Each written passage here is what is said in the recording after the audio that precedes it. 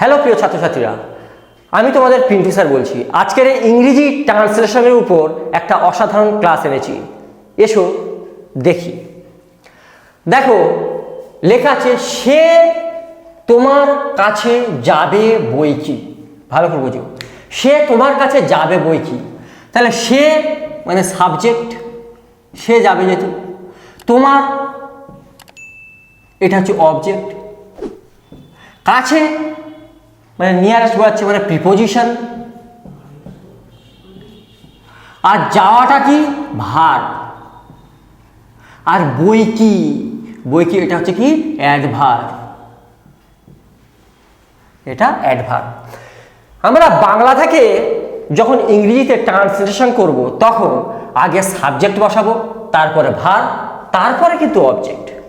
তাহলে হি, দেখো যাবে বর ওপর প্রাধান্য দেওয়া, তার মানে ফিউচার টেন্স, এখন কিন্তু যায়নি। তাহলে he will go to, preposition to you. তাহলে he will go to you, সে তোমার কাছে যাবে। কিন্তু এই বই কি, এই সেন্সটা কিভাবে দেবে? এখন এই বই কি ভালো করে বুঝো, বই কি যদি কোনো বাক্যের শেষে বই কি লেখা থাকে তখন আমরা দুভাবে করতে পারি। এক, সিওরলি, এটা লিখেও আমরা বই কি মিনিং আনতে পারি। আবার সার্টেনলি,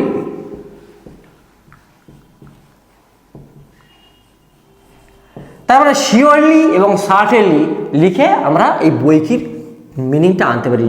অর্থাৎ যদি কোনো বাক্যের শেষে এই বই কি কথাটা লেখা থাকে তখন আমরা সিওরলি অথবা সার্টেনলি লিখে বই কির মিনিংটা আনবো। তাহলে he will go to you, sorry he will go to you, সে তোমার কাছে যাবে সিওরলি মানে বই কি। অথবা আমরা এটা ভাবেও লিখতে পারি, he will surely, he will surely go to you. কারণ অ্যাডভার্ব আমরা ভার্বের মানে অক্সিলারি ভার্বের পরেও বসাতে পারি এবং মেন ভার্বের আগেও বসাতে পারি অথবা শেষেও বসাতে পারি। অর্থাৎ যখন আমরা এই শিওরলি কথাটা লিখলাম তখন এর মিনিং কি দাঁড়িয়ে গেল যে বই কি, সে তোমার কাছে যাবে বই কি। তাহলে he will surely go to you মানে সে তোমার কাছে যাবে বই কি।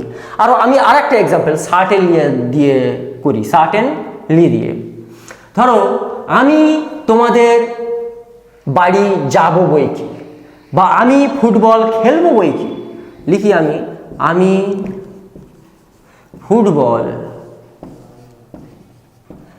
ফুটবল খেলবো বই কি। দেখো এই বাক্যের শেষেও এই বই কি কথাটা লেখা আছে যেটা অ্যাডভার্ব, আর খেলবো বর ওপর প্রাধান্য মানে ফিউচার টেন্সে আছে। তাহলে আগে আমি সাবজেক্টকে আই, তারপর যেহেতু ফিউচার টেন্স তাহলে শ্যাল ব্যবহার করব, আই শ্যাল।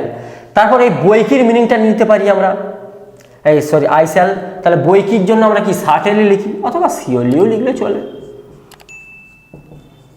সার্টেনলি। তারপর ভার্বকে খেলা, প্লে, ফুটবল অবজেক্ট।